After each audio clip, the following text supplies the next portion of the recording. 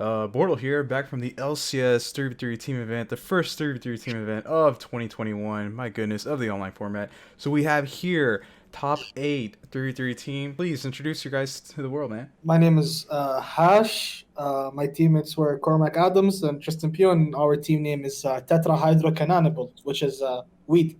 Yes. Just purely because the abbreviation is THC, which is our initials. So, guys, what happened? Why'd you guys lose top 8? So I actually won my game in top 8, but Cormac's and Tristan's games didn't go very well. They could talk about it, I guess. Yeah, I guess I'll go with mine first. Game 1, my opponent drolled me, and then I set up a board of number 75 Gossip Shadow and Nibiru. Oh, not Nibiru, and VFD, and then he revealed Nibiru at the end of main phase, and I can't use Gossip Shadow when I've been drolled. So he just, the best 2-card combo of hand traps, and then he opened a rock hand and killed me.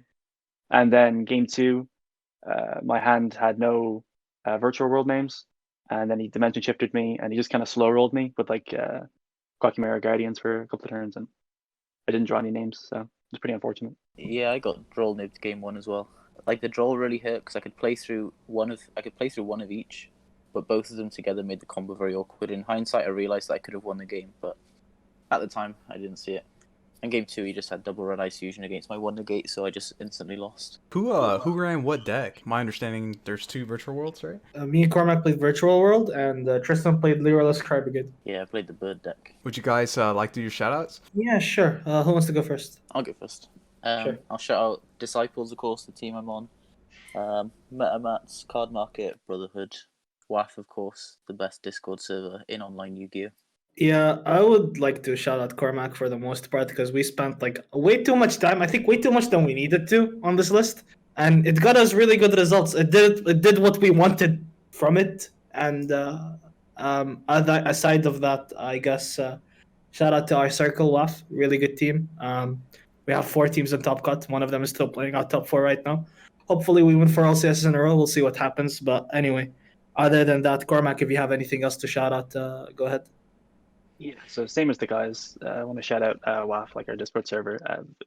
The results we've had in like the online format have been insane. Like genuinely, like we have had 5 out of 9 LCS wins or something like that up until this one. Yeah. Hoping to make it 4 in a row this weekend. Like Hash said, we had 4 teams in Top Cut. It was 4 teams in Top Cut, right? Yeah, it was. 6 and entered. adults 6 entered 4 top. That was it. I'd also like to shout out my team Eman Games as well. Yeah, follow us on Facebook, on Instagram, buy from us on Card Market if you're able to. Would y'all like to take it away with the virtual world list? And I am assuming it's the pretty exact same list for you two. Yeah, it's card by card, the exact same list. There was actually a lot of like decisions we had to make when it came to like building this deck. So there's a lot of decisions and weird card choices that might seem weird. So I think outside of in our opinion, like the 31 like engine cards, so all the cards that aren't hand traps in that main deck, are just absolutely mandatory. You cannot cut any single one of them. The rest became a matter of, okay, what hand traps do we want a main deck? And then how do we want to form our side deck? And then what do we do in our extra deck? So that was pretty much what we were tackling most of the time. And then we ended up playing Gamma, Droll, and Ash in our main deck because Droll is like really good against Drytron, and you need like a bomb hand trap against that deck because that deck is really good when it goes off. But Droll just ends their turn most of the time. Gamma does well in terms of both impacting your opponent and in terms of protecting your combo as well, which is really good. And it also helps you like beat Lancia while also like just summoning a bomb at the same time. Because it's 2 bodies and the driver is really useful because it's level 6. And Ash is probably like the best it's ever been ever since it got released. Like the generic power of this card right now is insane. As for the side deck, we wanted Lancia because it's the best hand trapping as Virtual World for sure. And then we also wanted to play Cycle Reader because there's a Beatrice and Crescendo in our deck, which is something that's not very common. Not sure if many people are playing it in the LCS, but the idea was basically that if Drytron ever hand traps you when you go first, you could just make Beatrice. And this especially works against Lancia.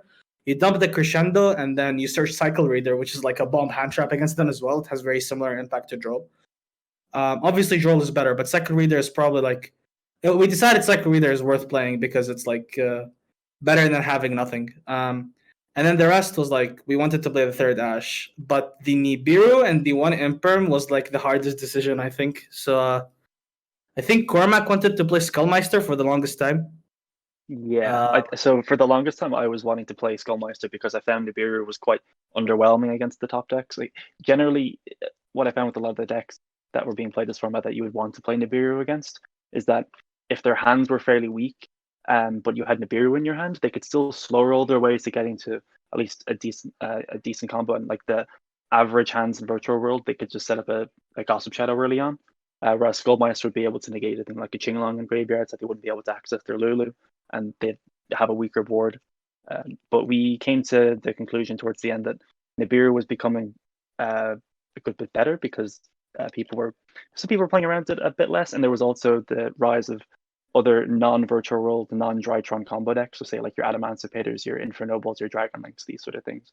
And Nibiru just is fantastic against all those decks. The best hand trap you could have.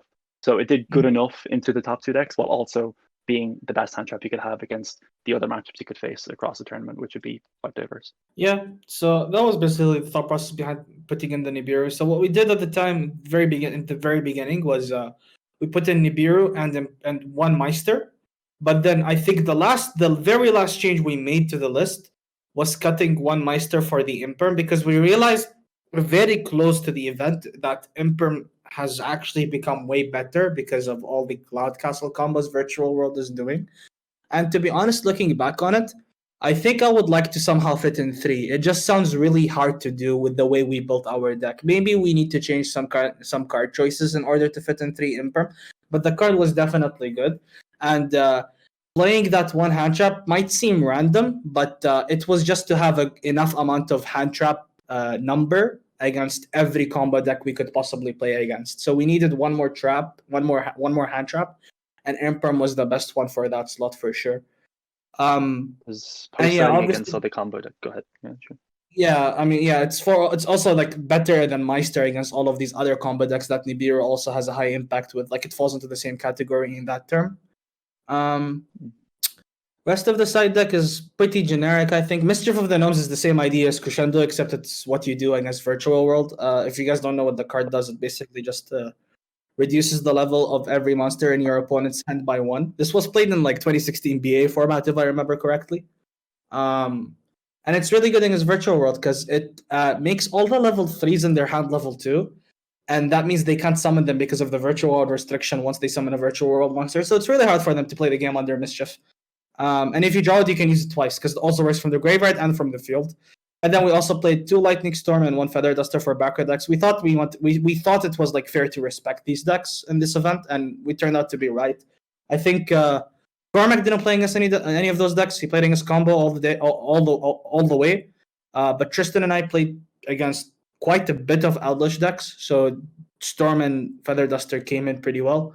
We wanted to play the third Storm, but we figured that Ash and Third Storm have very similar impact against these decks because the trap cards that are being played right now are for the most part ashable. Like other than Sanguine, there is also like Shadow Games. There's also like Apcolon. There's also Red Ice Fusion. Like something we decided to do as well is that if we ever played against a Dragoon deck and they activated Extrav and we had Ash, we just didn't Ash the Extrav because we didn't really care about the advantage they generated off of it.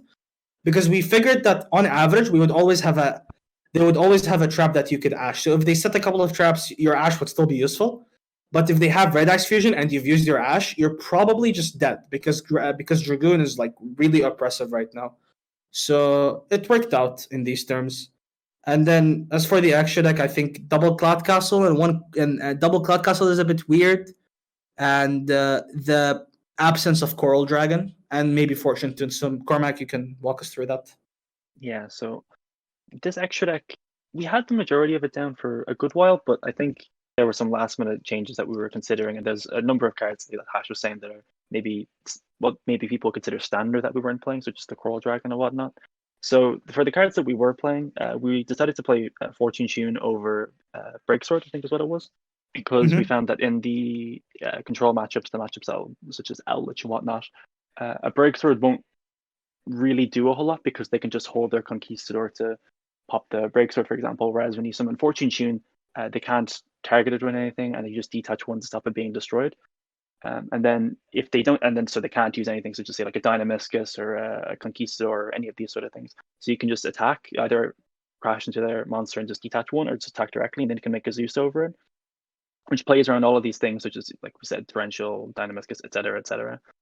And it's a Zeus for 2, but if you just clear all the cards in those decks, it doesn't matter that you don't have a Zeus for 4, because you just win the game anyway, because they don't have recursion, and then like all of your cards recur, and they're all like insanely broken. The Beatrice we played because of the stuff that was in the side deck, particularly for things such as Lancia.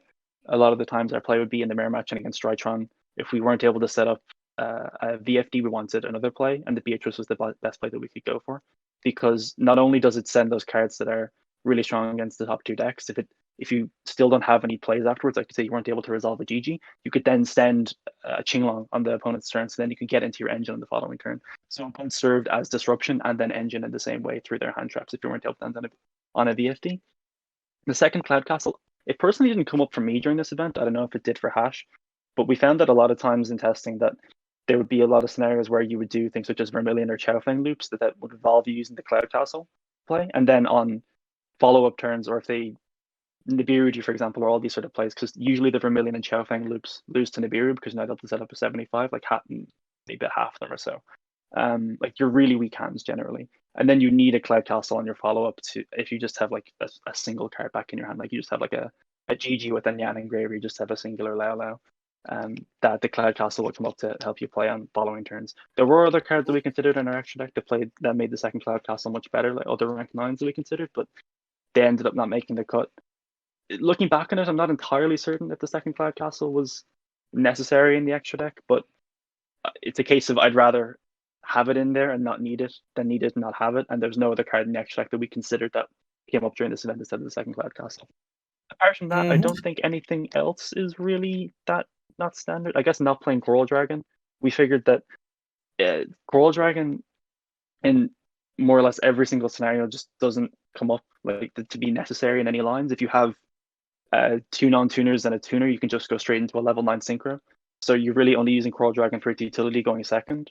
But we figured that we have enough cards in our extra deck that are good enough utility going second anyway, between the Fortune Tune into a Zeus play, the M7, you already have Vermilion, and you can just go straight into level 9. So it's never actually really that important, outside of very specific circumstances where you need to draw one, but they didn't seem important enough to play over any of the cards we had in our extra. That is more or less everything that is questionable about the list. I think the main deck is really standard. Like no one's gonna be playing 2 Lulu in Virtual World. You have to play 3, and so on. Maybe some people aren't playing goods. I think that card is really important because it gets you to play the game, and getting to play the game is like the best thing in this deck. Because when this deck gets to play, it's unstoppable. I guess absence of Cold Buy and absence of talents are also some talking points. Cold by the Grave was probably our 56th card, right, Cormac? We said we wanted to play it if we had a 16 side slot, yeah.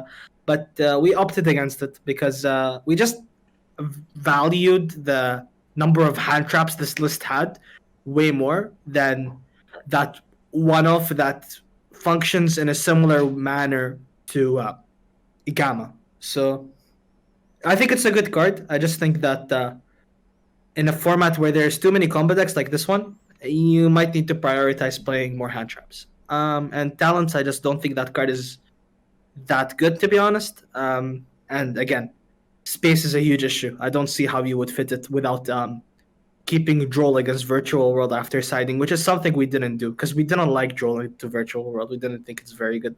No, but yeah, I think one thing about our list though that was quite funny is that I think we had our main deck sorted close to a month ago, but it was just the side deck that probably spoke at least 2 hours a day for almost every single day, trying to make sure we had everything worked out. So it was really funny that was the thing that took by far the longest amount of time to come to an agreement on.